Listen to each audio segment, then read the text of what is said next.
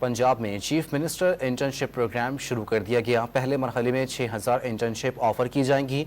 Interns को 25,000 रुपये माहाना वजीफा भी दिया जाएगा।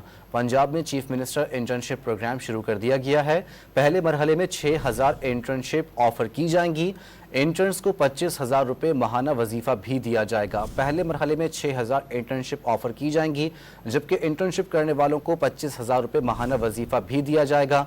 पंजाब में चीफ मिनिस्टर इंटर्नशिप प्रोग्राम शुरू कर दिया गया है, जिसके तहत पहले मरहले में 6000 इंटर्नशिप ऑफर की जाएंगी और इंटर्नशिप करने वालों को 25,000 रुपये माहाना वजीफा भी दिया जाएगा। गुज़िश्ता 2 साल के दौरान डिग्री मुकम्मल करने वालों को तरजीह इंटर्नशिप में दी जाएगी। पंजाब में चीफ मिनिस्टर इंटर्नशिप प्रोग्राम शुरू कर दिया गया है।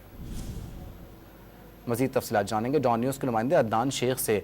अदनान, बताइए इंटर्नशिप प्रोग्राम के बारे में मजीद क्या अपडेट्स हैं?